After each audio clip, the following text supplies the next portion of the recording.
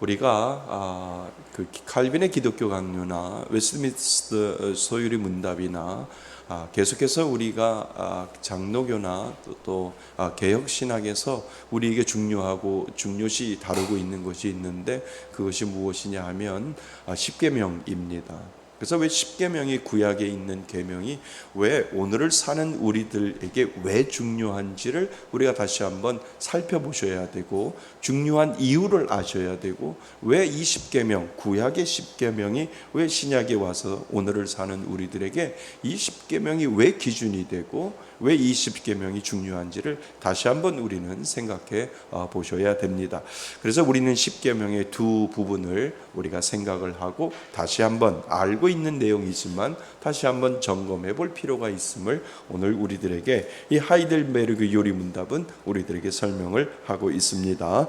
하이델베르그 요리문답의 제 92문과 93문이 있습니다. 92문에는요 뭐라고 되어 있냐면, 하나님의 율법이 무엇입니까? 하나님의 율법이 뭐지요? 십계명입니다. 거기다 십계명 이렇게 써 놓으시면 이 십계명이 무엇인지를 우리가 다시 한번 살펴볼 필요가 있지요. 그 다음에 문 93번, 십계명은 어떻게 나누어집니까? 두 부분으로 나눠진다고 하시죠. 그래서 첫 번째 부분에 1계명부터 몇 계명까지일까요? 4계명까지고요. 그리고 두 번째 부분은요 5계명부터 10계명까지라고 하는 것을 우리는 다 알고 있습니다. 그래도 오늘 우리가 다시 한번 점검해 봐야 할 이유가 분명히 있습니다. 그래서 그 모든 성경은 날마다 새롭게 우리가 배워 나가는 이유가 배울 때마다 새롭잖아요. 그죠? 아멘 안 하세요? 배울 때마다 세우는 거예요. 왜냐하면 그전 것은 지나갔으니 보라 새 것이 되었도다. 하나님께서 우리들에게 말씀하셨기 때문에 아무리 배워도 오늘 내가 만나는 상황과 내가 만나는 시간과 내가 만나는 환경이 다르기 때문에 십계명을 공부할 때마다 그때마다 하나님의 역사는 다르기 때문에 그렇다는 거예요. 목사님, 제가 몇 년 전에 성경 다 읽었는데요, 이게 소용이 있나요? 소용이 없어요. 왜요? 그때 읽었던 환경과 상황과 사건이 다르기 때문에 그렇다는 거예요. 지금 내가 성경을 읽는 상황과 환경과 사건이 내 삶 가운데 그대로 있기 때문에 말씀이 우리가 읽어질 때마다 상황이 나를 변화시키고 환경이 그 말씀 때문에 나를 변화시키고 모든 사건들이 말씀을 통해서 해석이 되기 때문에 그렇다는 거예요. 그러니까 말씀은 언제까지 읽으셔야 돼요? 죽을 때까지. 왜요? 오늘 이 말씀의 숲교회라고 하는 이 상황과 환경과 사건과 시간 속에 말씀이 나에게 다가오는 게 다르거든요. 10년 전에 다가오셨던 하나님, 30년 전에 다가오셨던 하나님, 그리고 오늘 다가오시는 하나님은 다른 하나님으로 다른 모습으로 우리들에게 다 오셔서 해석시켜 준다니까요. 내가 지금 당하는 고난과 내가 당하는 지금 고통과 내가 당하는 모든 것들을 하나님이 그 말씀을 통해서 해석시켜 주신다는 거예요. 그 해석이 나에게 의미로 다가올 때 우리는 하나님 앞에 감사할 수 있는 거지요. 이러한 삶을 우리가 날마다 살아가는 겁니다.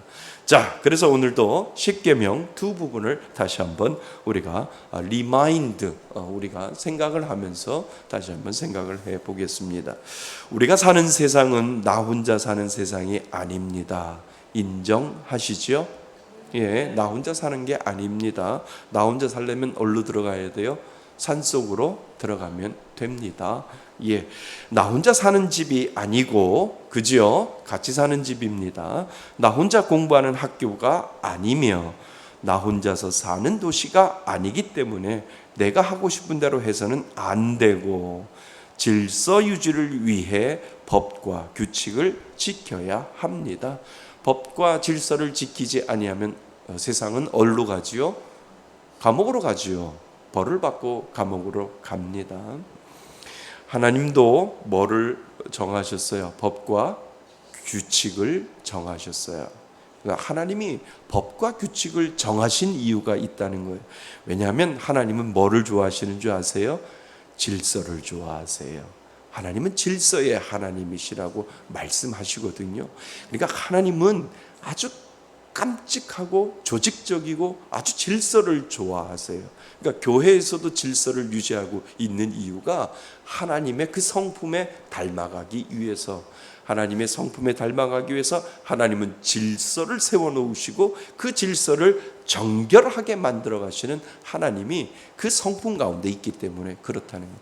아무리 못나도 누구를 통해서, 목사를 통해서 하나님의 그 은혜를 흘려보내시고, 목회자를 통해서 하나님이 그 교회를 세우시고, 목회자를 통해서 하나님이 그 은혜를 장로님과 권사님과 안수집사님과 집사님과 성도님들에게 질서에 따라서 하나님은 흘러갈 수 있도록 만들어 놓으셨다는 거예요. 이거는 하나님의 성품이에요. 하나님의 성품. 그러니까 하나님은 지저분한 거 싫어한다니까요. 우후죽순한 거 싫어한다니까요. 딱 군대처럼 하나님은 12족속을 만드셨잖아요. 구약에 보면. 그리고 진이라고 하나님께서 만드셨잖아요. 그리고 군대라고 말씀하셨잖아요. 헤븐리 아미라고 해서 하늘의 군대라고 해서 모든 것들은 하나님은 군대보다 더하면 더했지 덜하지 않는다는 거예요. 모든 조직을 만드시고 하나님 그 질서에 따라 영적인 흐름을 그 질서를 통해서 50부장, 100부장, 1000부장 하나님이 세우신 이유가 무엇이냐면 그 하나님의 그 질서를 통해서 하나님의 은혜를 흘려보내고자 하는 그것들을 구약으로부터 시작해서 지금 우리들에게까지 하나님은 계속해서 흘려보내시고 계신다는 거예요. 하나님은 깔끔한 하나님이에요. 질서의 하나님. 그래서 우리도 그 질서에 따라서 영적인 계보를 따라 우리가 훈련해야 하고, 그 계보에 따라서 우리가 하나님의 의도를 우리가 정확하게 아셔야 됩니다. 그래서 여기다가 별표를 치세요. 하나님은 뭐를 좋아하신다고요? 질서를 좋아하시고 규칙을 좋아하십니다. 이거는 하나님의 성품이에요.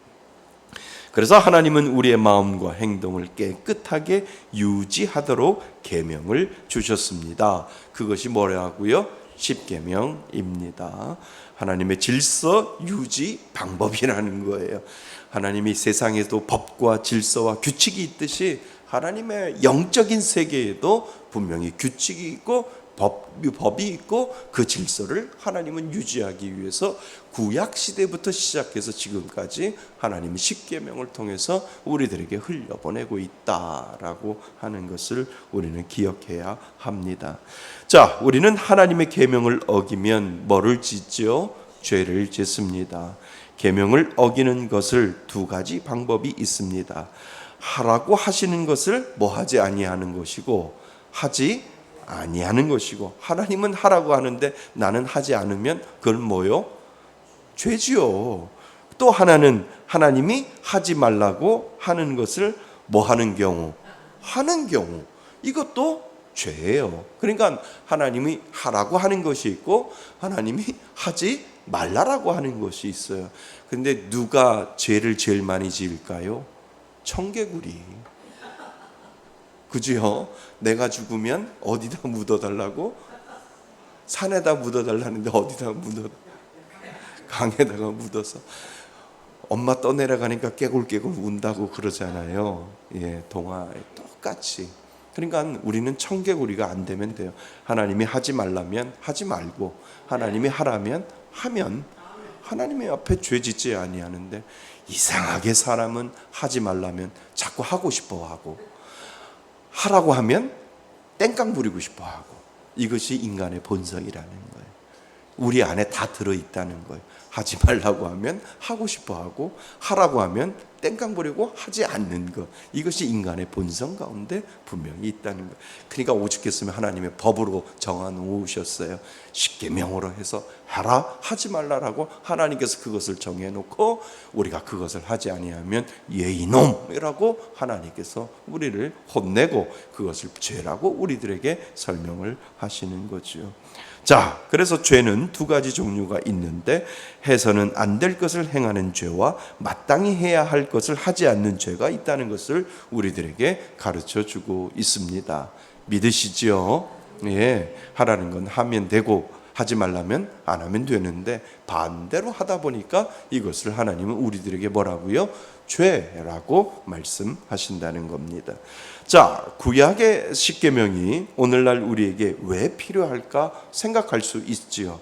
그러나 오늘날 우리가 배워야 할 것은 율법을 통하여 누구께서 우리 안에 성령께서 우리의 마음을 뭐 해주시는 거예요? 살펴주시는 거예요. 그러니까 구약의 하나님이 신약의 하나님과 동일한 하나님이잖아요.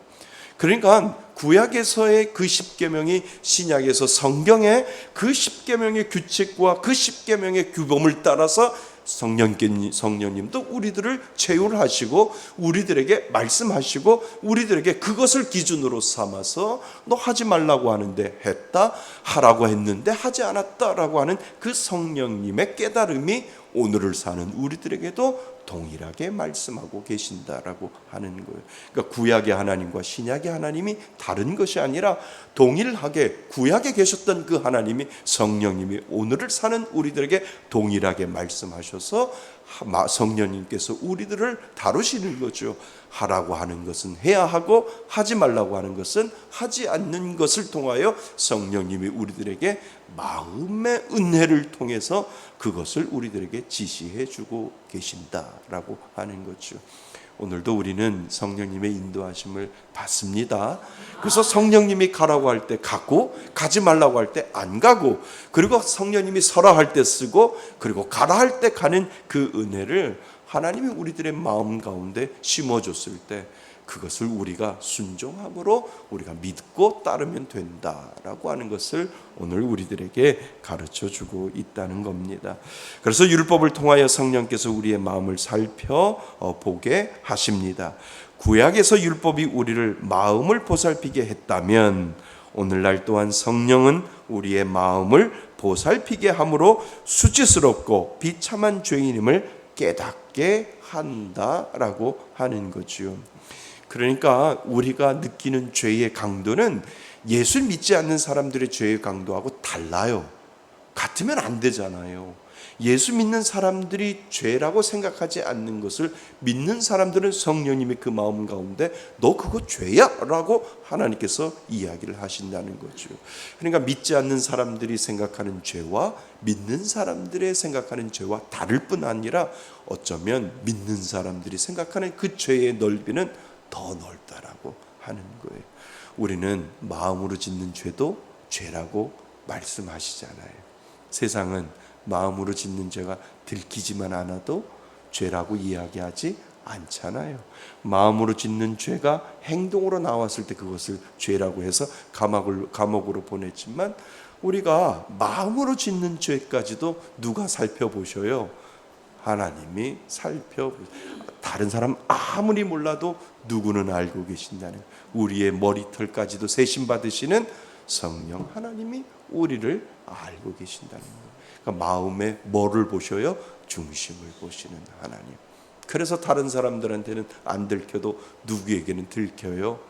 하나님 앞에는 들킨다라고 하는 거예요. 그러니까 하나님 앞에서는 요건 몰랐지가 안 된다는 거예요. 하나님은 다 알고 계시는 전능하신 하나님이시기에 어쩌면 믿지 않는 사람들이 생각하는 죄의 범위와 믿는 사람들이 생각하는 죄의 범위는 분명히 다르고, 믿는 사람들이 가지는 그 죄의 범위는 믿지 않는 사람들보다 더 넓고 더 광대하다라고 하는 것을 우리들에게 가르쳐 주고 있습니다.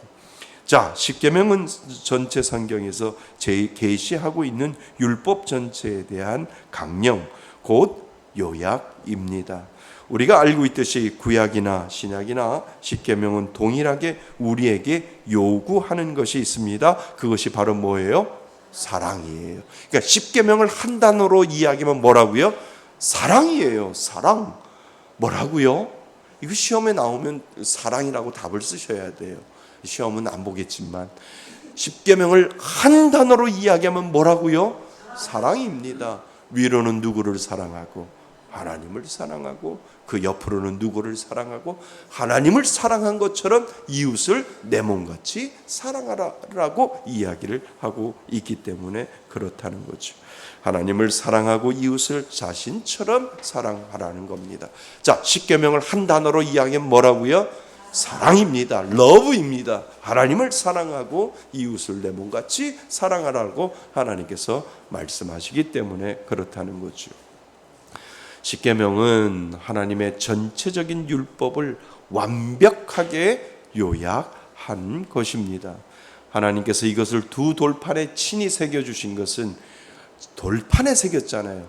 다른 두루마기 성경에서 세워준 것도 아니고 다른 것에서 세운 게 아니라 왜 특별히 하나님은 두 돌판에다가 이 십계명을 써주셨을까? 그것은 뭐예요? 영원한 효력이 있다라고 하는 거예요. 그러니까 구약에서 그 십계명, 돌판에 새겨진 십계명이 오늘날 우리들의 마음판에도 새겨주셔서 하나님을 사랑하고 이웃을 내 몸같이 사랑하라라고 하는 이 사랑이라고 하는 것을 하나님 구약에서도 말씀하시지만 신약에서도 우리들에게 말씀하고 계시는 하나님, 동일하신 하나님이 저와 여러분들의 하나님이신 줄 믿습니다. 그래서 하나님께서 이것을 두 돌판에 친히 새겨주신 것은 영구한 효력이 있는 법임을 알려주기 위한 것입니다. 이 십계명은 우리가 어떻게 생각하고 말하며 행동해야 할 것을 가르쳐주는 완벽한 율법이지요. 그지요? 예, 이 율법이 처음에는 우리를 정죄하고 갈보리로 인도하여 주 예수 그리스도를 알고 믿도록 하는 작용을 합니다. 그지요? 그러나 그리스도를 믿은 후로는 자기 자신에 대해서는 죽고 그리스도의 지체로서 그의 율법에 순종하며 살되 감사함으로 기꺼이 그의 율법에 뭐하도록? 순종하도록 인도해 주십니다. 이것이 우리들에게 십계명이 말해주고 있는 내용이지요. 자, 그래서 하나님을 사랑하라는 계명, 1계명부터 몇 계명요? 4계명과 이웃을 사랑하는 계명, 5계명부터 10계명은 그 중요성이 어떻게 보면 동일해요. 순서는 하나님을 먼저 사랑하고 그리고 이웃을 내 몸같이 사랑하라고 하는 그 질서는 있지만 그 내용에 있어서 중요성에 있어서는 어떻게 보면 동일하다는 거예요. 그 이유를 지금 설명합니다. 왜냐하면 하나님을 사랑하는 것이 이웃을 사랑하는 것이기 때문입니다. 자, 좀 더 들어갑니다. 내가 진정으로 하나님을 사랑하는 것이 이웃을 사랑하는 것이 되며 내가 하나님의 사랑으로 이웃을 사랑하는 것이 하나님을 사랑하는 것이 되기 때문에 그렇다는 거예요. 그러니까 하나님을 사랑하면 누구를 사랑할 수밖에 없어요? 이웃을 내 몸같이 사랑할 수밖에 없다는 거예요. 이웃을 내 몸같이 사랑할 수 있는 그 마음이 내 안에 있다면 내 안에 누구를 사랑하는 마음이 있어요? 하나님을 사랑하는 마음이 있다는 거예요. 그러니까 우리가 이웃을 사랑하는 이유는 뭐 때문에 그래요? 하나님을 사랑하기 때문에. 부족한 나를 하나님이 나에게 오셔서 나를 사랑한다라고 말씀하시고 나에게 은혜 주셨기 때문에 하나님 그 은혜 감사합니다라고 하는 그 믿음의 고백을 누구에게? 이웃에게 베푸는 그 사랑의 모습이 그 모습을 통해서 그 사랑이 분명히 있구나. 하나님의 사랑이 그 가운데 있구나라고 하는 것을 알게 되지요.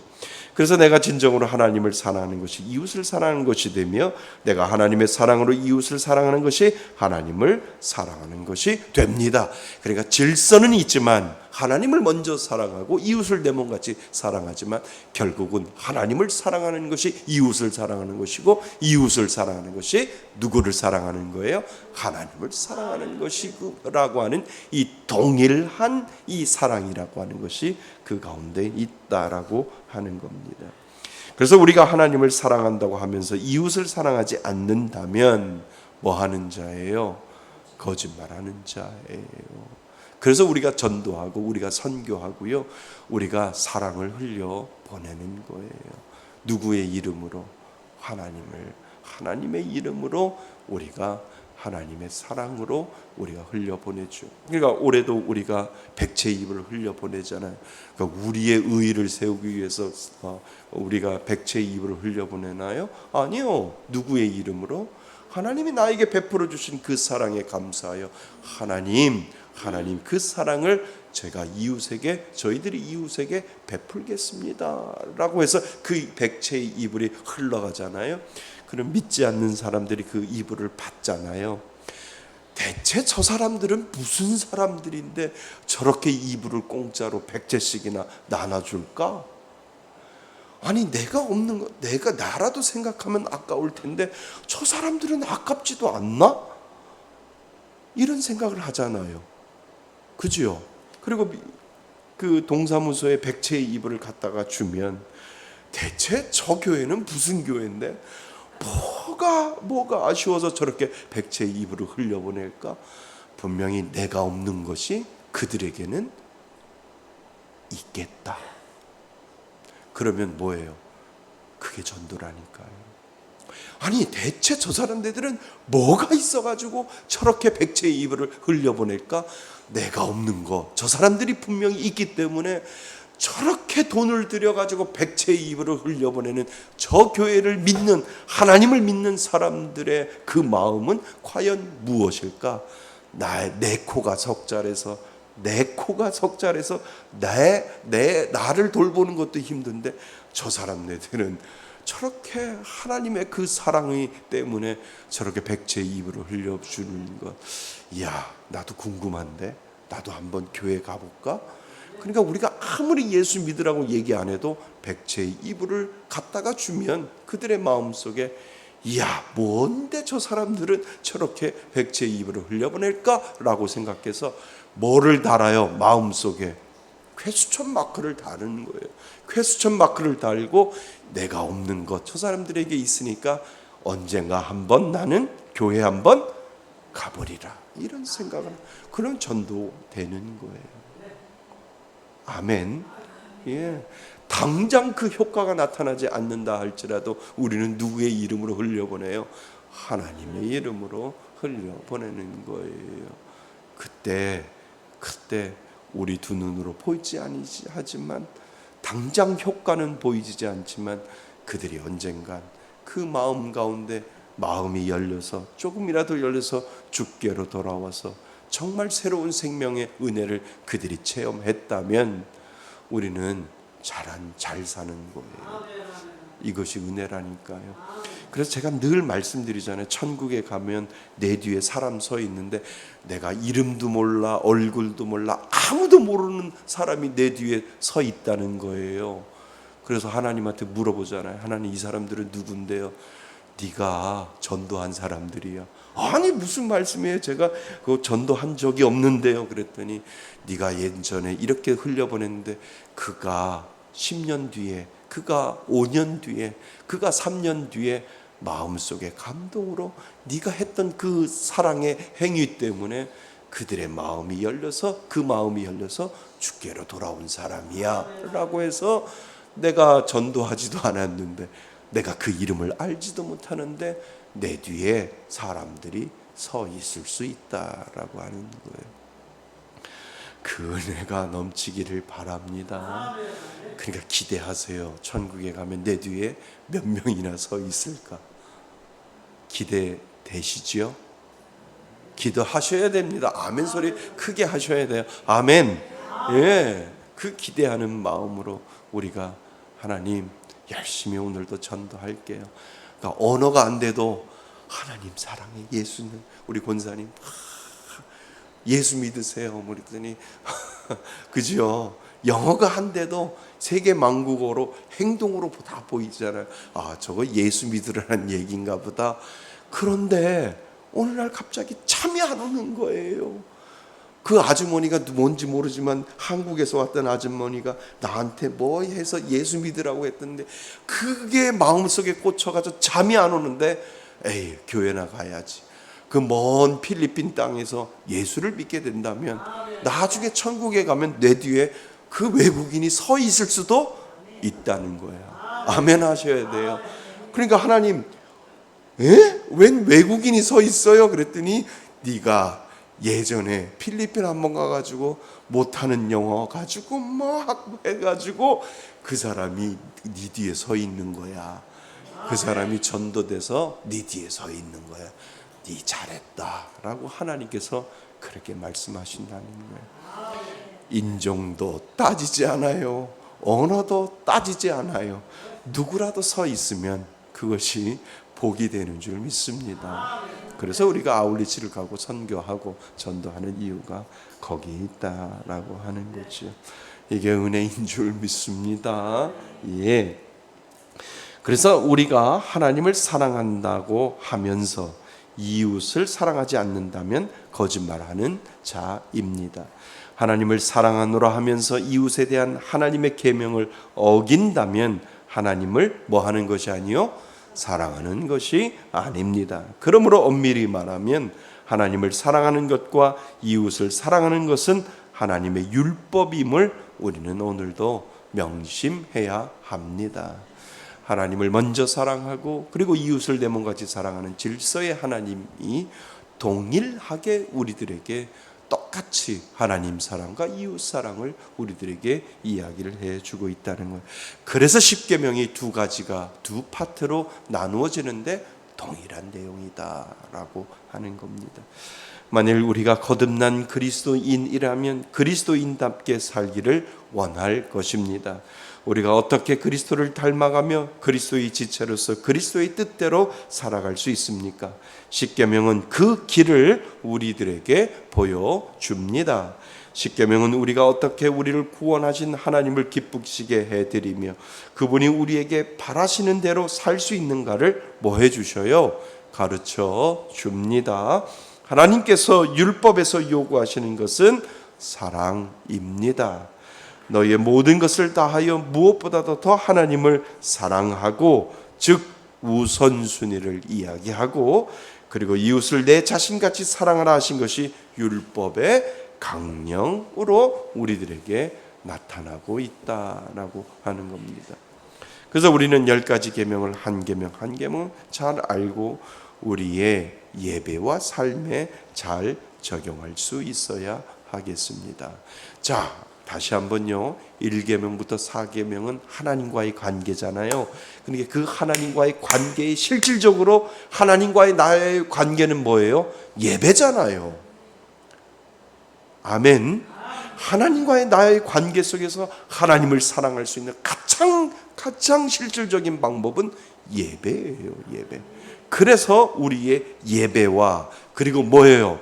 이웃을 내 몸같이 사랑하는 것은 우리들의 삶이라는 거예요. 그러니까 십계명 안에는 예배와 삶이 동시에 공존하고 있음을 우리들에게 가르쳐주고 있다라고 하는 거죠. 거기다 좀 밑줄 좀 치세요. 한 계명 한 계명을 잘 알고 우리의 뭐와 예배와 예배에다가 1계명부터 4계명 이렇게 치시고요. 쓰시고요. 삶은 5계명부터 10계명까지 잘 적용할 수 있어야 합니다. 자, 1계명이 뭐지요? 1계명이 뭡니까? 나 외에 다른 신을 섬기지 말라. 나 외에는 다른 신을 내게 두지 말라. 우리가 하나님을 사랑하고 예배할 대상이 누구인지를 정확하게 가르쳐 주는 거죠. 우리가 예배할 때 하나님이 우리들의 대상이에요. 그죠? 우리가 하나님을 보러 오는 것이 아니라 하나님 앞에 예배 드리는 대상이에요. 예배를 통해서. 그래서 이 주일날 예배의 대상 주인공은 누구예요?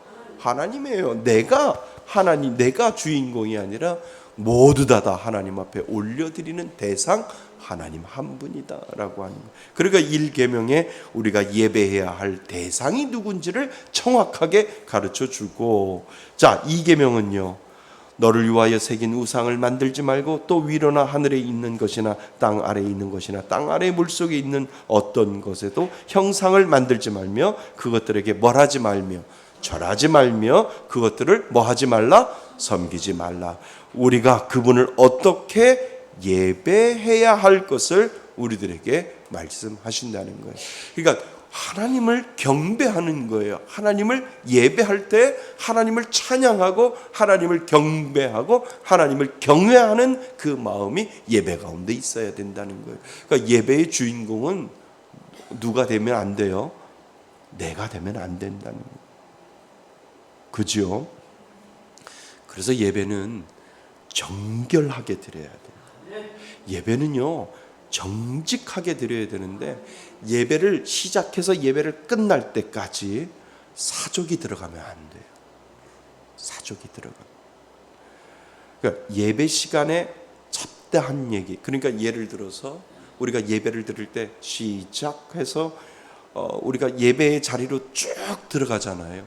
그리고 기도하고 찬양하고 그리고 우리가 설교를 듣고 그리고 찬양하고 결단에 찬양하고 그리고 축도를 해서 마치는 그 순간까지 잡담이 들어가면 안 되고 잡념이 들어가면 안 되고 그 모든 예배가 정결하게 시작해서 정결하게 끝나야 된다. 무슨 말씀인 줄 아세요? 그러니까 우리가 예배 드릴 때 찬양을 드리거나 기도할 때 어떤 분들은 기도할 때 이렇게 나오셔서 기도 끝나고 아우 창피해 이런 말 자체가 안 된다니까요.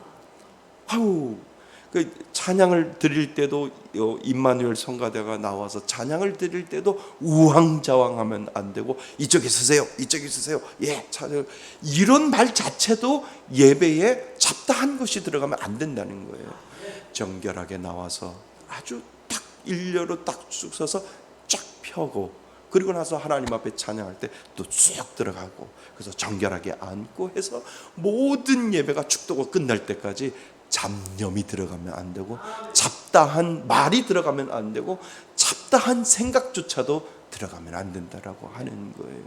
그러니까 예배 시간에 저도 예배 시간에 아주 우왕좌왕하는 걸 제일 싫어해요.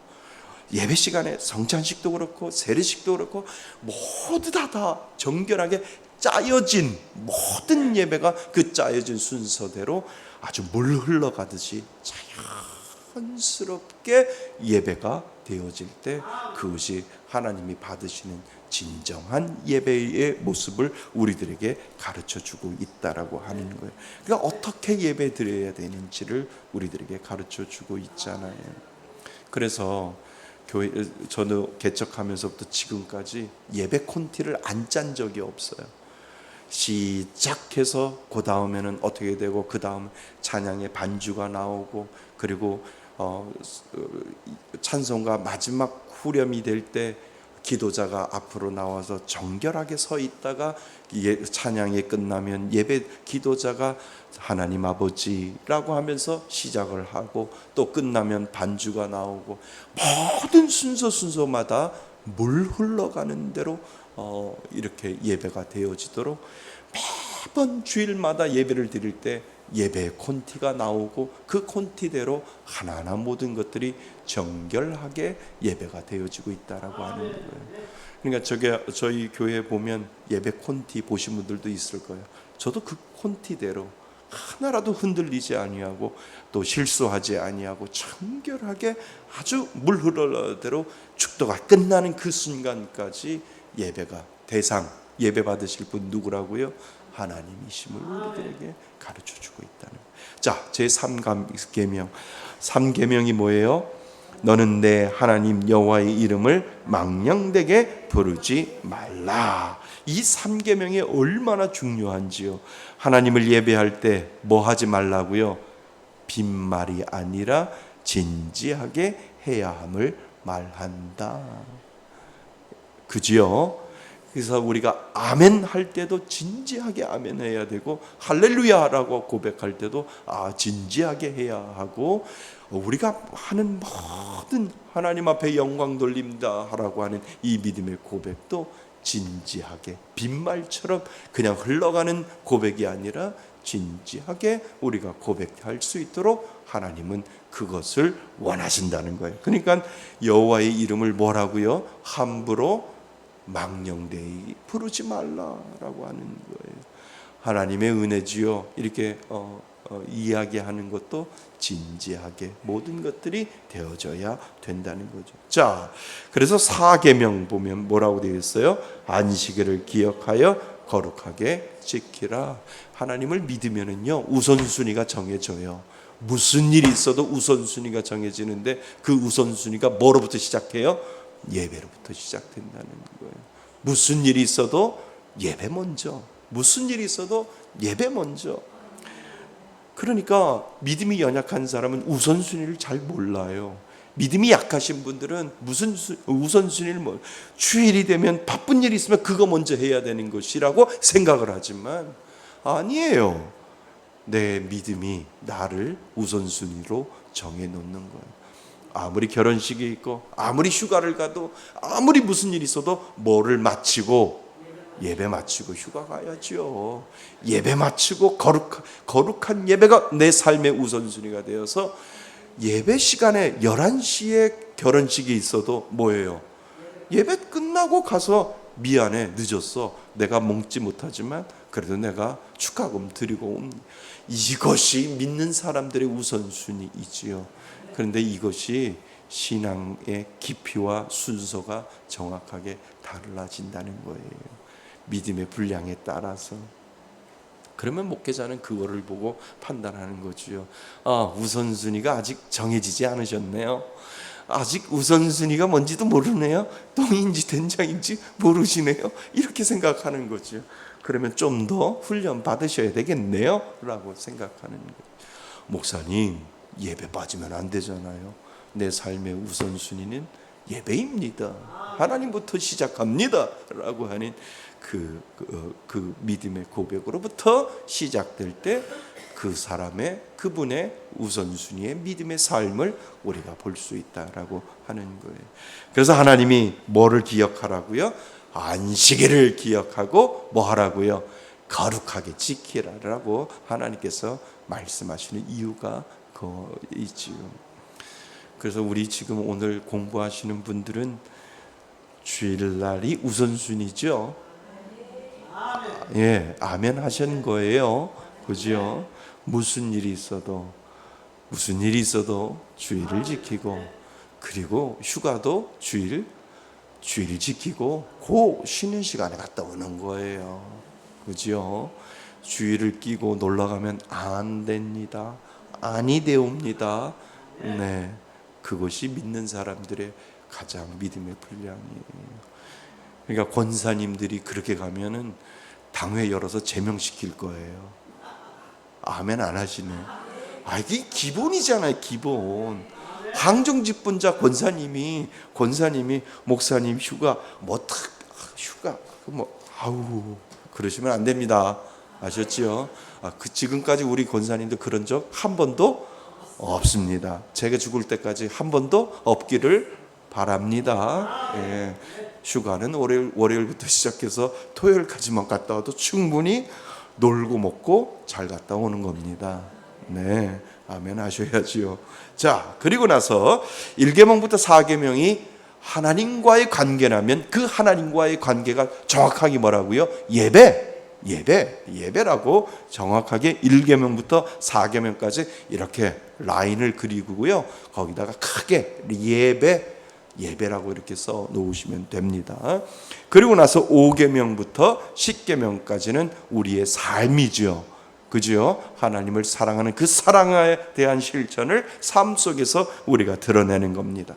자, 우리 5계명 볼까요? 5계명이 뭐라고 되어 있습니까? 자, 5계명은 내 부모를 공경하라. 그래서 가정해 주신 하나님의 권위를 인정하라고 하는 거예요. 그러니까 이거는 가정에서도 뭐의 하나님? 질서의 하나님이라는 거죠. 그러니까 하나님은 가정에 영적인 가장을 세워 놓으셨어요. 그 영적인 가장을 통해서 하나님은 질서, 권위를 인정해 주신다는 거예요. 그 권위를 인정하라라고 하나님께서 말씀하셨기 때문에 부모를 공경하라. 모든 영적인 권위를 부모로부터 흘러내려오고 그 부모로부터 받은 자녀가 그 밑에 자녀에게까지 흘려보낼 수 있는 영적인 권위를 하나님은 말씀하신다는 거예요. 자, 6계명은요, 뭐 하지 말라고요? 살인하지 말라. 생명의 신성한 선물을 뭐예요? 잘 보존하라 라고 하는 거예요. 그러니까 자살하면 지옥 가요. 맞죠? 아니, 하나님이 주시는 생명을 잘 보존하지 않았기 때문에 죄를 짓는 거고 또 그 죄를 통해서 지옥 가는 거예요. 그래서 자살하지 말라고 하는 것이죠. 자, 7계명은요, 간음하지 말라. 결혼의 신성함과 성적인 뭐요? 순결을 잘 지켜라 라고 하는 것을 하나님이 말씀하시고요. 제 8계명은요, 도둑질하지 말라. 우리에게 선물로 주신 소유를 뭐 하라고요? 잘 보존하고 사용하라. 하나님께서 말씀하시죠. 자, 제 9계명은요, 내 이웃에 대하여 뭐 하지 말라고요? 거짓말하지 말라. 거짓 증거하지 말라. 다른 사람에 대해서 거짓으로 또는 나쁘게 악의로 말하지 말라. 하나님께서 말씀하신다는 거예요. 이것이 삶 속에서 드러나야 된다는 거예요. 다른 사람에 대해서 거짓으로 또는 다른 사람들을 이간질시키거나 나쁘게 악의로 말하지 말라고 하는 이유를 하나님은 십계명 안에 집어넣으셨다는 거예요. 삶 속에서. 그래서 믿는 사람들은 거짓말하면 안 돼요. 예. 또 거짓말하면 성령님이 내 마음속에 찔림을 줘요. 그래서 아이고, 그래서 미안해, 사실 그거 거짓말이었어 라고 이야기할 수 있도록 하고, 누군가를 헌담하거나 누군가를 찌르거나 하다 보면 하나님의 성령님이 나의 마음을 아프게 만들어 놓으신다는 것, 그것은 다시는 하지 말아야지 라고 하는 그 마음을 하나님이 주신다는 거죠. 자, 제 10계명은요, 내 이웃의 집을 탐내지 말라. 이거 뭐일까요? 욕심 부리지 말라고요. 욕심 부리지 말고 하나님 부하게도 마시고 가난하게도 마시고 하나님의 은혜대로 살게 하여 주옵소서. 이렇게 말씀하시는 거죠. 그래서 남이 가진 것에 대해서 넘보지 말고 나에게 주신 뭘로? 선물로 만족하라 라고 하는 것을 삶 속에서 드러내면서 너희들은 살아라, 우리들에게 이야기를 하죠. 그래서 5계명부터 10계명까지 쭉 그시고 뭐예요? 삶이라고, 믿는 자의 삶이라고 이렇게 적어 놓으시면 됩니다. 자, 결론. 십계명의 두 부분을 우리는 먼저 생각합니다. 처음 부분은 하나님에 대한 우리의 태도를 기억해야 하며, 둘째 부분은 이웃에 대한 우리의 의무를 기억해야 합니다. 하나님께서는 10가지 계명을 삶의 규칙과 법으로 위대한 진리로 우리에게 주셨습니다. 이 10계명을 무시하고 짓밟는 자는 개인적으로, 가정적으로, 사회적으로 파멸하게 됩니다. 10계명 가운데 어떤 계명이든지 어긴 것은 하나님께 그 죄를 자백하고 뭐를 구하며? 용서를 구하며 그의 죄를 벗어버려야 한다. 우리들에게 이야기를 해주고 있지요. 십계명을 통하여 하나님을 사랑하고 이웃을 내 몸같이 사랑할 수 있기 바랍니다. 1계명부터 4계명이 뭐라고요? 예배예요. 예배. 그 다음에 5계명부터 10계명까지 뭐라고요? 믿는 자의 삶입니다.